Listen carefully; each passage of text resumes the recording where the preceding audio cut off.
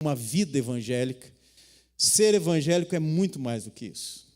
Eu quero ler nesta manhã um texto da carta de Paulo aos Romanos, no capítulo 1, do verso 1 ao 7.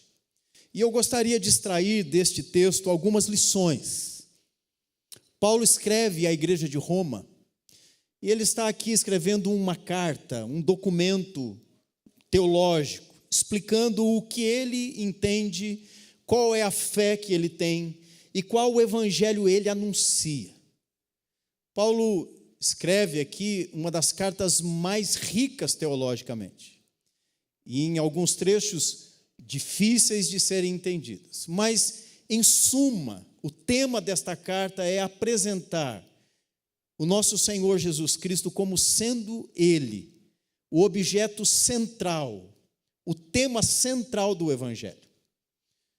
E eu quero ler este texto e mostrar aqui algumas colocações que o apóstolo Paulo nos dá, e dizer que o Evangelho é algo que vem de Deus. Então, ser evangélico é um chamado para entender a respeito da mensagem que nós recebemos. E esta mensagem é divina, ela vem de Deus. O evangelho que Paulo anuncia também é o cumprimento de uma promessa que Deus fez. Uma promessa que vai além de trazer circunstâncias agradáveis e momentos assim tão prazerosos como estes que nós temos aos domingos de manhã quando nos reunimos como igreja. O evangelho é algo que se cumpre na pessoa de Cristo Jesus. O evangelho é Cristo no meio do seu povo, como cumprimento desta promessa de Deus. O evangelho também é um chamado de Deus para que nós obedeçamos, para que nós creiamos nesta mensagem, e muito mais do que isso, que nós obedeçamos os mandamentos e a mensagem que nos foi anunciada. E o evangelho é também um chamado para pertencer a um povo, a uma família, a sermos trazidos para dentro da casa de Deus, para comermos na mesa do Senhor e para pertencermos de forma exclusiva a este Deus, servindo a este Senhor que é o Senhor Jesus Cristo. Quando compreendemos esta mensagem, que é a mensagem do Evangelho, então nós vamos perceber claramente que o Evangelho é mais do que informações a respeito da vida religiosa. É mais do que simplesmente um ritual que nós fazemos no intervalo de um domingo a outro. O Evangelho é um chamado para ter uma vida transformada por esta mensagem, que é sim uma mensagem de esperança para o coração daquele que crê. Então, abra a sua vida, a sua Bíblia, e abra o seu coração e receba a vida que há na palavra de Deus nesta manhã. Romanos capítulo 1, versículos de 1 a 7, a palavra do Senhor diz assim: Paulo, servo de Cristo, chamado para ser apóstolo, separado para o evangelho de Deus, o qual foi por Deus outrora prometido por intermédio dos profetas, dos seus profetas, nas sagradas escrituras, com respeito a seu filho, o qual, segundo a carne, veio da descendência de Davi, e foi designado Filho de Deus com poder, segundo o Espírito de santidade pela ressurreição dos mortos, a saber, Jesus Cristo, nosso Senhor, por intermédio de quem viemos a receber graça e apostolado por amor do seu nome, para a obediência por fé entre todos os gentios, de cujo número sois também vós, chamados para serdes de Jesus Cristo. A todos os amados de Deus, que estais em Roma, chamados para serdes santos, graça a vós outros e paz, da parte de Deus nosso Pai e do Senhor Jesus Cristo. Amém. Meus irmãos, como disse na minha introdução, o Evangelho é mais do que uma liturgia de vida qualquer. É mais do que uma ideologia que se deva seguir. Muitas pessoas se dizem evangélicos. Elas reconhecem que, de alguma forma, em algum momento, elas acreditaram naquilo que lhes foi anunciado. Que existia ali uma necessidade em suas vidas, não somente físicas e materiais, mas principalmente na sua vida espiritual, de que se crescem em Cristo, eles seriam salvos. Esta é a porta de entrada para a família de Deus. E não há nada mais que se deva fazer para receber de Deus a graça salvadora.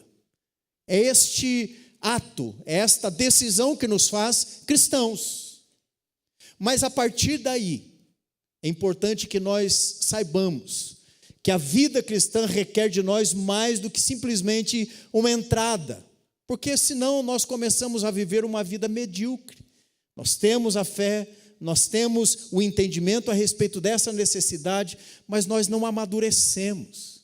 Nós não saímos de uma condição de bebê, como este lindo bebê que foi apresentado e consagrado ao Senhor nesta manhã, e caminhamos para uma estatura de maturidade necessária para suportarmos as lutas que a vida nos impõe, as dificuldades que todo crente precisa estar preparado para enfrentar.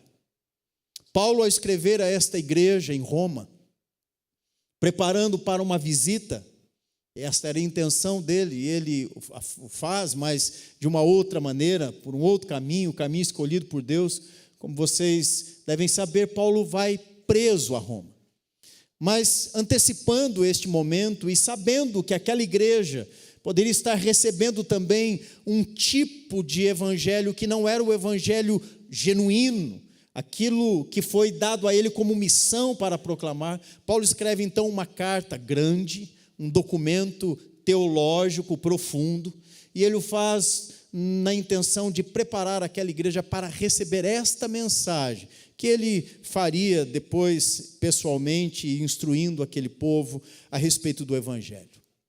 Paulo vai dizer então que, em primeiro lugar, o evangelho é um chamado para servir a Cristo, um chamado para servir o povo de Deus, para ser aqueles que se colocam debaixo deste papel, diante de um Deus que tudo pode, que é soberano sobre todas as coisas. O evangelho é, em primeiro lugar, um chamado para que eu e você sirvamos a este Deus. Veja como ele nos apresenta aqui algumas credenciais que apontam para esta realidade. O apóstolo, então, inicia aqui a apresentação do seu evangelho dizendo o seguinte, que ele é, primeiro, um servo de Deus, servo de Cristo Jesus. A palavra que ele usa aqui é escravo. O termo usado por Paulo aqui é um termo que aponta para uma sujeição completa, quase dizendo eu sou um despojo, aquilo que ficou como prêmio, algo que foi comprado por um senhor. Paulo está dizendo eu sou um escravo de Cristo Jesus. Paulo diz ainda que ele foi chamado para ser um apóstolo de Jesus. Separado para esta função, muitos entendem nos nossos dias que isso é uma premiação, usam como um texto de glamour, de uma autoridade superior a outros. Paulo não vê com estes olhos, ele entende o sentido da expressão apóstolo, que significa enviado. Ele é um mensageiro. Ele foi comissionado pelo seu Senhor, a quem ele já declarou ser um escravo, o Senhor Jesus Cristo, para levar uma mensagem. Paulo ainda segue dizendo que foi designado, ele diz separado para o evangelho de Deus. Meus irmãos, quando Paulo usa a palavra separado aqui, é interessante que a raiz desta palavra é fariseu, é a mesma raiz de onde se deriva a palavra fariseu. E o que o texto quer nos dizer, e o próprio apóstolo Paulo quer nos dizer, é que ele foi separado para um uso específico. Ele foi tirado de um contexto e colocado em outro. Os fariseus, como vocês sabem, na história cristã, eram uma seita praticamente dentro do judaísmo, embora não fosse uma seita, era um grupo bem solidificado dentro do judaísmo de um povo que era muito rigoroso no cuidado com a lei de Moisés. Eles eram intencionalmente extravagantes no cuidado com a lei. Eles pagavam um preço maior do que aquilo que era exigido pela própria lei. Se a lei exigia jejum, eles faziam mais. Se a lei exigia horas de oração, eles dedicavam mais. Eles eram separados para isso. Paulo foi um fariseu. Ele foi alguém que conheceu esta realidade de convívio com os mandamentos de Deus. Paulo está se colocando aqui num papel de sujeição à lei de Deus, mas dizendo que agora ele não é mais um fariseu. Ele não é mais um separado para cumprir exigências da lei simplesmente. Ele foi separado por Deus para levar a mensagem do Evangelho, que não é de outro, senão o Evangelho de Deus. Não são os homens que arrogam para si esta condição. O Evangelho não é invenção humana, não é uma linguagem de convencimento para que atraiamos mais participantes de uma associação que fazemos. O Evangelho não é uma ideologia como o budismo, o hinduísmo, o veganismo. O Evangelho é uma mensagem, é um chamado para servir a Deus, para se colocar debaixo da autoridade deste Deus e com sujeição oferecemos a Ele mais do que canções num domingo de culto, mais do que bens materiais, oferecemos a nossa própria vida em favor do Evangelho. Se você entende esta mensagem, é exatamente isso que Deus está falando com a igreja dos nossos dias. Colocar uma Bíblia debaixo do braço, vestir um costume completo, sair pela rua e na direção de um templo evangélico, isso pode ser parte da vida cristã, mas não é o cerne da vida cristã. O cerne da vida cristã é servir a Deus, servir uns aos outros, porque o chamado do Evangelho é um chamado para o serviço, não é um chamado para ser servido na igreja. Não é um chamado para entrar num fast food espiritual e rapidamente recebermos ali uma injeção de ânimo para atravessarmos mais uma semana com algum tipo de ideologia que nos traga uma expectativa positiva. O Evangelho é um chamado para que saiamos da nossa condição de senhores da nossa própria vontade e decisão, para a sujeição daquele que governa todas as coisas, e dizendo para ele exatamente isso: Senhor, Senhor meu.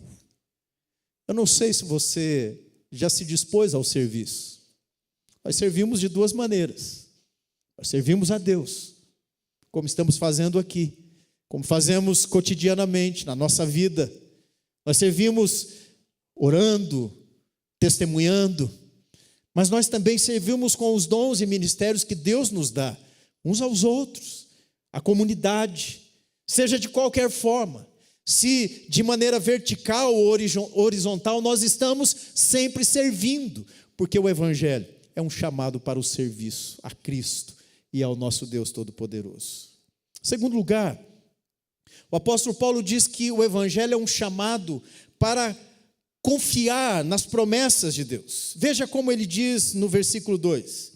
Ele diz exatamente assim: o qual foi por Deus outrora prometido por meio dos seus profetas nas sagradas escrituras. O Evangelho é uma promessa. O Evangelho é um chamado para se crer numa promessa dada por Deus. Desde sempre, Deus tinha em mente, no seu coração, chamar um povo através da mensagem do Evangelho. Quando nós olhamos para a queda no Jardim do Éden, nós vemos ali uma situação quase que irreversível. Para os homens, sim. Para Adão e Eva, sim. Eles pecaram, eles decidiram não permanecerem na dependência completa e plena de Deus. Decidiram serem independentes de Deus, decidiram seguir os seus próprios conselhos, cederam à tentação de Satanás, à cobiça dos olhos, desejo do corpo, da carne, que se torna então pecaminosa. Parecia tudo perdido, Mas naquela tragédia, naquele ambiente de tragédia, Deus faz uma promessa ao seu povo. Capítulo 3, verso 15, do livro do Gênesis vai dizer assim: porém inimizade entre ti e a mulher. Está falando a serpente, a Satanás, entre a tua descendência e o seu descendente. Este te ferirá a cabeça, e tu lhe ferirás o calcanhar. O que está sendo prometido aqui é o livramento. É aquele que quebraria esta maldição. A teologia e os teólogos reconhecem este como o início do evangelho, ou o proto-evangelho. É o anúncio daquele que viria para resolver o problema que Adão e Eva contrataram para toda a raça humana. Que problema era esse? A morte espiritual, o inferno, no final de uma vida terrena, a prestação de contas com um Deus que é justo e cobra justiça. O evangelho é uma promessa, e essa promessa também foi dada em outros textos. Nós vemos, por exemplo, Isaías, capítulo 7, verso 14, quando falando a respeito do nascimento de Jesus, o profeta diz: portanto o Senhor mesmo vos dará um sinal, eis que a virgem conceberá e dará à luz um filho, e lhe chamará Emanuel. Deus conosco, a promessa de Deus. Ainda, Miqueias, capítulo 5, versículo 2, a respeito do nascimento de Jesus e do lugar onde isso se daria, o texto diz: e tu, Belém Efrata, pequena demais para figurar como grupo de milhares de Judá, de ti me sairá o que há de reinar em Israel, e cujas origens são desde os tempos antigos, desde os dias da eternidade. Promessa do Messias. O evangelho é um chamado para se crer nas promessas de Deus. Nós pensamos em promessas, nós pensamos em coisas que Deus fará conosco, coisas que Deus pode trazer ao nosso alcance. Muitas vezes nós resumimos isso a uma condição física, material, alguma promessa que possa nos trazer um bem-estar qualquer nos nossos dias terrenos. Mas o evangelho não é uma promessa para coisas triviais, banais, que o fogo há de queimar no último dia. O evangelho é um chamado para se crer na promessa de um redentor, de um salvador, que não resolveria somente os nossos problemas temporais. Ele é aquele que resolveu o nosso problema da eternidade. Por causa de Cristo, nós não somos mais condenados ao fogo eterno. Se você foi chamado pelo evangelho, você foi chamado para crer nessa promessa, para confiar nesse Jesus, para esperar agora naquilo que é próprio do reino de Deus. O Senhor Jesus, capítulo 4, verso 17 do Evangelho segundo Mateus diz, registro do evangelista: daí por diante passou Jesus a pregar e a dizer: arrependei-vos, porque está próximo o reino dos céus. É um chamado para crer nesta promessa que se cumpriu há 2000 e tantos anos atrás. Na cidade de Belém nasceu aquele que foi prometido por Deus lá aos nossos pais no Éden, na tragédia, naquele momento de escuridão e trevas. O evangelho é um chamado para se crer que Deus é um Deus que cumpre as suas promessas. É claro que nós podemos confiar em Deus. Ele deu provas disso. Ele é um Deus que não mente. Ele é um Deus que diz que estaria conosco, sustentando a nossa vida, suprindo as nossas necessidades. E quando somos chamados para se crer nesse Deus, nós não fazemos isso porque decidimos, mas porque uma fé foi plantada no nosso coração, e por isso nós cremos que Deus é um Deus de promessas que se cumprem. E nós sabemos isso porque a maior de todas elas já se cumpriu. O Salvador já veio para salvar e resgatar-nos de um lamaçal, de uma podridão pecaminosa que nós jamais poderíamos sair.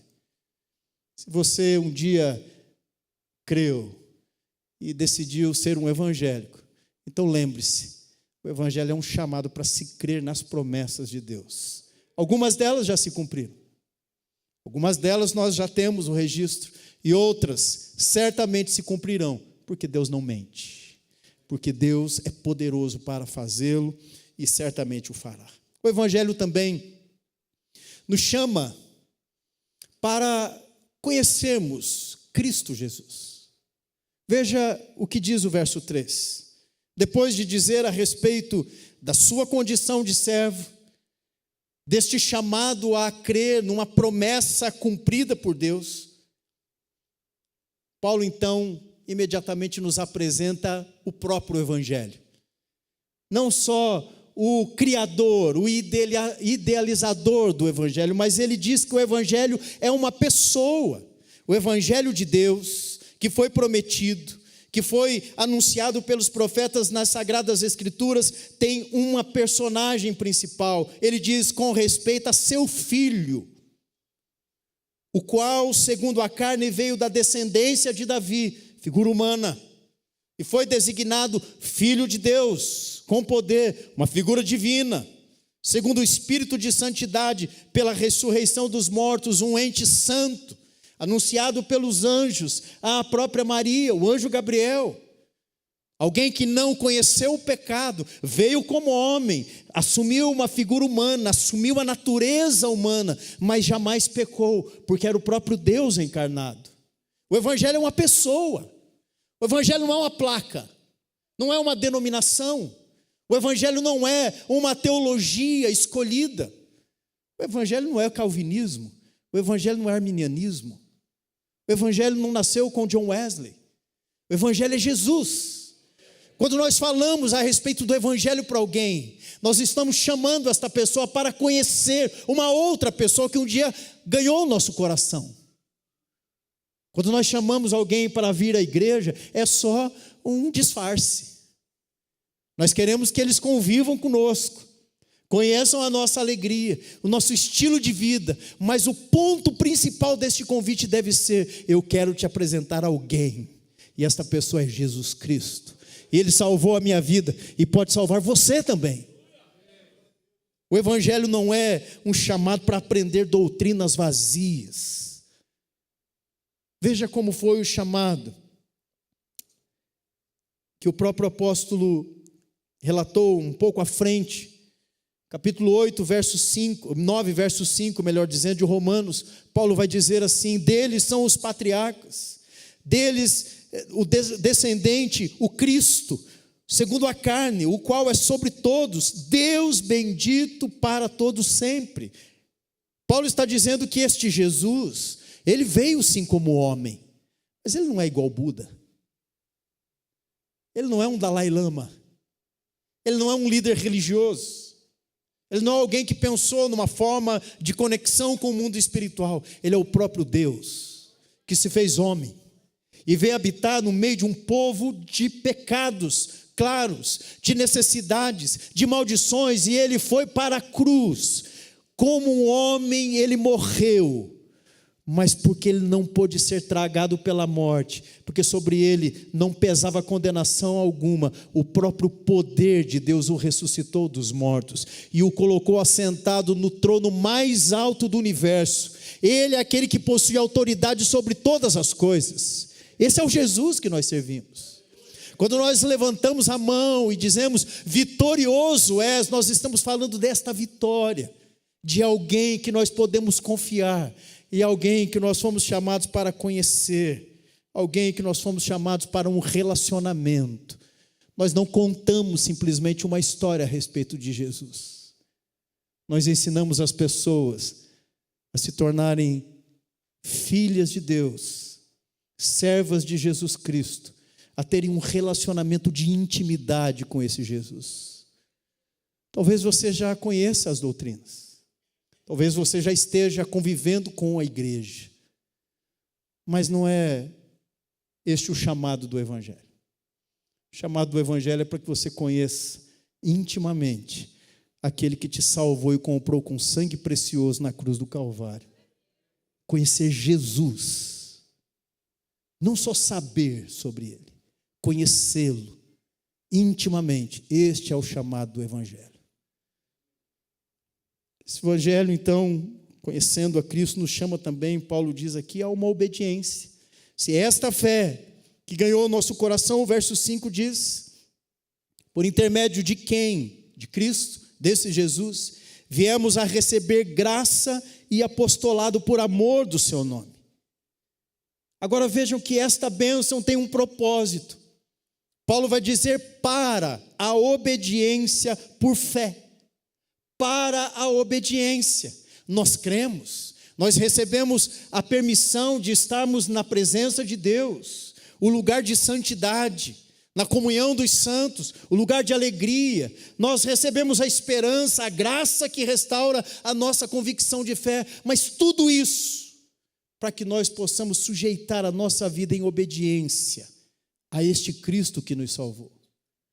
Se nós cremos de verdade que Ele é o Senhor, se nós realmente, verdadeiramente declaramos isso com os nossos lábios e cremos pela fé com o nosso coração, com toda a nossa energia de vida, então não há outra consequência nas nossas atitudes, não há outra resposta senão obedecer a este Senhor.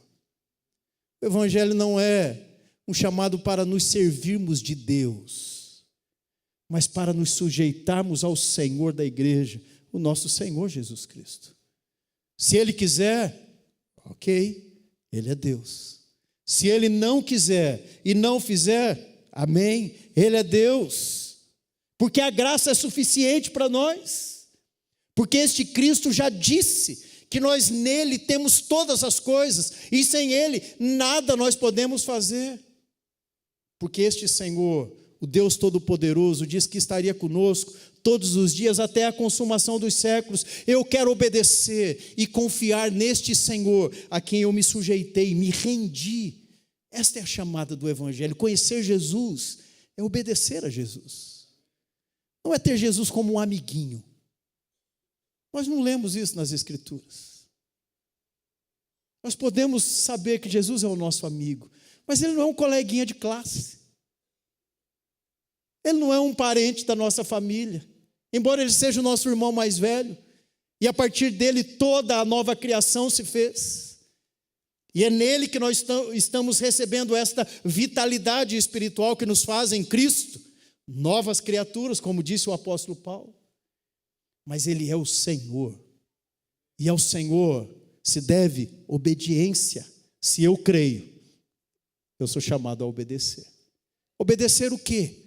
Os mandamentos, as ordenanças, não o meu coração, não as minhas vontades, mas a vontade daquele que me resgatou.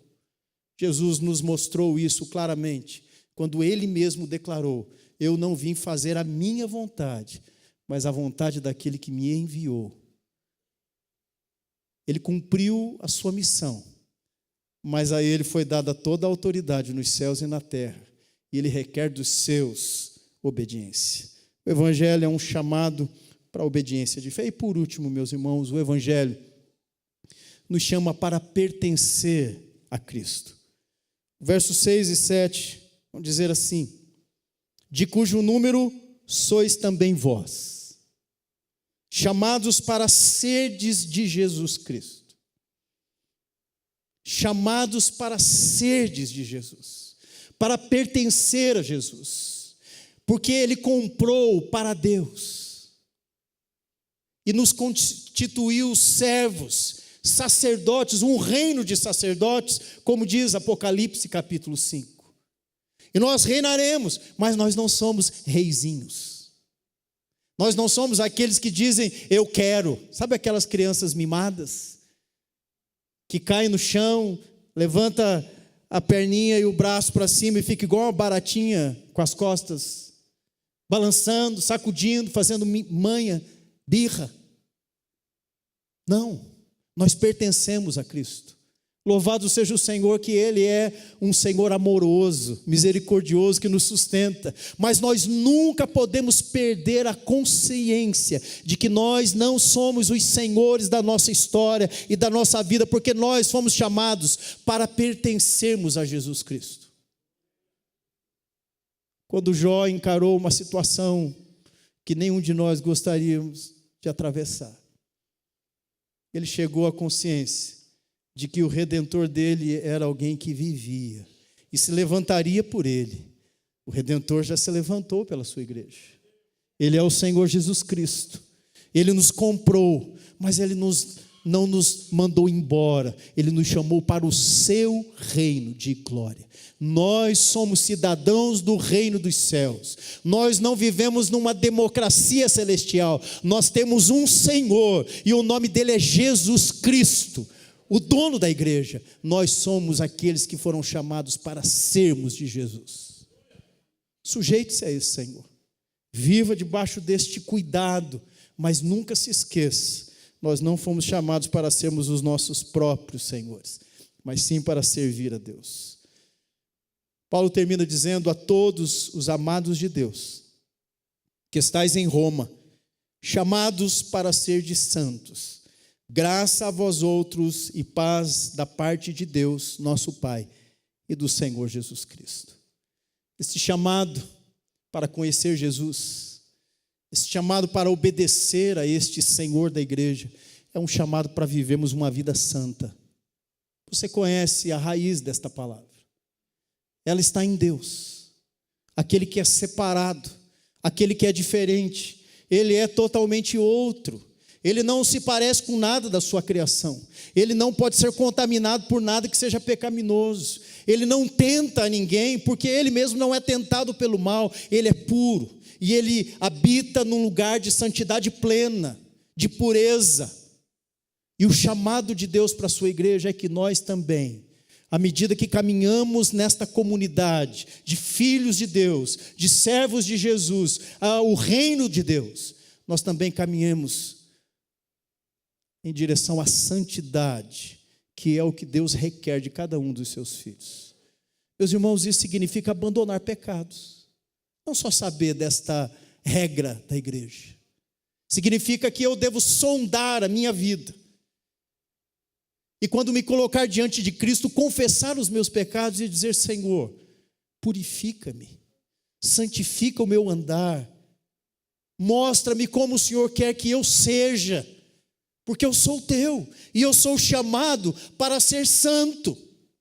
Não é uma atitude legalista, não que eu consiga fazer isso de qualquer maneira, não é porque eu sou mais espiritual que outros, mas porque, como o apóstolo Paulo nos pede sobre a igreja, graça foi derramada sobre nós, e essa graça nos capacitou para vivermos uma vida santa que imita o andar, o comportamento, a mentalidade, as palavras daquele que nos comprou a preço de sangue na cruz. Meus irmãos, ser chamado de evangélico nos nossos dias às vezes se confunde com muitas outras coisas. Mas o apóstolo Paulo está nos ensinando nesta manhã através desse texto. O evangelho é uma mensagem vinda de Deus, não dos homens, não de uma igreja, não de uma placa. O evangelho é uma promessa cumprida na pessoa do nosso Senhor Jesus Cristo. O evangelho é um chamado para conhecer um homem, mas um Deus, plenamente homem e plenamente Deus, que tem um nome, e o seu nome é Jesus Cristo. Deus da eternidade assumiu figura humana, cumpriu a missão que lhe foi dada de redimir para Deus e para si mesmo um povo consagrado para o louvor e adoração daquele que vive eternamente. O evangelho é um chamado para obedecer os mandamentos de Deus. Nós cremos, nós pedimos, mas Deus também requer de nós santidade. Lembrando disso, o apóstolo Pedro vai dizer: sede santos, porque eu, o Senhor vosso Deus, sou santo. Obedecer a Deus, viver em santidade. O evangelho é um chamado para pertencer a um povo, para ser extraído, separado de um contexto de pecado e trazidos para um reino de luz, o reino do Filho do amor do Deus Todo-Poderoso, o reino de Jesus. Eu não sei como você tem vivido o Evangelho, mas nesta manhã, eu quero lembrar você que o Evangelho nos chama a servir a Cristo, não ser servido dele. O Evangelho nos chama a confiar nas promessas de Deus, não na nossa lista de pedidos a Deus, não na nossa sugestão de planos para a nossa vida, colocados diante de Deus, nas promessas que Deus fez para o seu povo, e nenhuma delas cairá por terra, porque Ele é poderoso para cumpri-las. Ele já deu provas disso, nos dando a maior de todas as benesses, o maior de todos os tesouros, aquele bem mais precioso do seu coração. E não pense, não é você, é o seu Filho Jesus Cristo, o unigênito do Pai. Ele já cumpriu essa promessa. Por isso nós podemos confiar em Deus. Quem nos separará do amor de Deus? O apóstolo Paulo, logo adiante, no capítulo 8, vai dizer isso. Será tribulação, perigo, espada. Nada poderá nos separar de Deus, do amor de Deus que está em Cristo Jesus, o nosso Senhor. O chamado do Evangelho é um chamado para compartilhar esta mensagem. Não um convite para vir à igreja. Use isso como uma estratégia, mas tenha como objetivo final apresentar alguém à pessoa do nosso Senhor Jesus Cristo e fazer dele mais um daqueles que se decidiram pelo serviço a Deus, pela fé nas promessas cumpridas e que cumprirão-se, ainda aquelas que serão plenamente completadas no último dia. Convite para conhecer uma pessoa maravilhosa, um ser todo-poderoso, que pode curar feridas da alma, que pode trazer sim uma vida de prosperidade e de alegria para aqueles que confiarem nele, mas que acima de tudo pode comprar com sangue e oferecer para Deus como herança que ninguém poderá roubar. Salvação, é só Ele quem pode dar. Se você um dia respondeu ao chamado do Evangelho, foi a este chamado que você respondeu? Servir a Deus e aos outros. Todos nós temos pelo menos uma área de serviço dada por Deus na forma de dons, de ministérios da igreja. E por que não usamos? Talvez porque nós tenhamos entendido que o Evangelho tenha sido um chamado para ser servido e não para servir. Sirva, procure um ministério na igreja. Ore a Deus pedindo: Senhor, eu ainda não entendi qual é o meu dom espiritual. Ainda não sei o que eu tenho que fazer na casa do Senhor. Faça. Pergunte a Deus.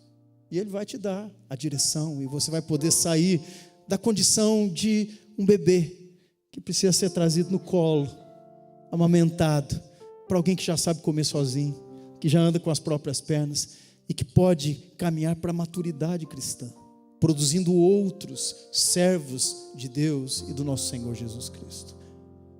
Talvez você conheça a igreja, já esteja há algum tempo vindo aqui nos cultos ou em qualquer outro lugar, mas pode ser que tenha te chamado a atenção essa questão do seu relacionamento com o Senhor Jesus. Quem sabe você já o conheça de ouvir falar, mas o Espírito Santo pode ser que esteja abrindo os seus olhos nesta manhã, os olhos do seu coração. Você tenha percebido que você não tem um relacionamento com esse Jesus, você crê nele como Salvador, mas que você ainda não desenvolveu uma vida de intimidade. Eu gostaria de chamar você para um tempo de oração. Se você gostaria de passar um tempo daqui até o último dia, buscando o crescimento desta sua relação com o Senhor do universo, com o Senhor Jesus Cristo, eu quero convidar você a orar junto comigo nessa manhã.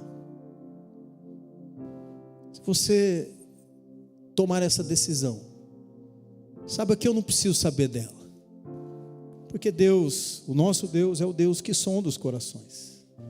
Se você quer realmente estreitar a sua relação com o Senhor da sua vida, eu convido você a orar comigo nessa hora. Mas só faça isso se você realmente está tomando essa decisão. Se não, só concorde conosco em oração. Nós vamos fazer isso. Feche os olhos, nós vamos orar a Deus nessa hora. Senhor, Tu és este Deus que fala. A Tua comunicação com os Teus filhos é clara. É o Teu Espírito que comunica com o nosso espírito, trazendo esta certeza de fé, de que nós somos filhos e filhos amados de Deus.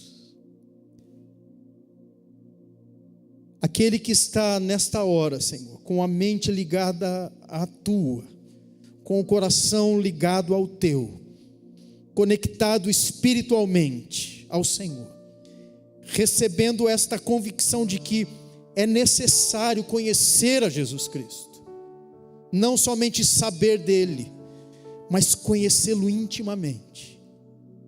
Visita esta pessoa nesta hora, Senhor. Espírito Santo de Deus, move, Senhor, esta realidade de vida na direção desta pessoa, esta vida que é plena, que não nos falta nada, porque em Ti, Senhor Jesus, habita corporalmente toda a plenitude de Deus. É o Senhor quem nos faz completos, e é de Ti que nós queremos experimentar, Senhor. Este é o relacionamento que nós queremos desenvolver contigo. A começar em mim, Senhor, como diz o salmista, quebra o meu coração, porque eu sei que eu também preciso dedicar mais tempo a esta relação de intimidade com o Senhor, dedicar mais o meu coração, abrir mão das minhas vontades, Senhor, dos meus prazeres, daquelas coisas que me trazem satisfação, mas são passageiras, menos importantes. Eu quero, Senhor, mais do Senhor para a minha vida. Eu quero conhecer mais a Ti. Espírito Santo de Deus, faz isso conosco nesta manhã. Nos dá esta consciência cristã de que viver uma vida santa diante do Senhor é o que nós precisamos fazer, e só o faremos conhecendo o caráter daquele que é santo eternamente, Jesus Cristo, o Senhor da igreja. É assim, ó Deus, que eu oro sobre esta comunidade, sobre estes Teus filhos que o Senhor ama tanto, sobre aqueles a quem o Senhor derramou o sangue de Cristo Jesus e expiou-lhes os pecados de uma vez por todas. Nós, a Tua igreja, Senhor, pedimos, revela-te a nós, Senhor, que nós conheçamos-te a Ti mais e mais, e que a nossa intimidade espiritual aumente a cada dia, e nos tornemos cada vez mais santos, para a honra e glória do Teu nome, Senhor. Amém, amém, amém. Deus te abençoe, meu irmão.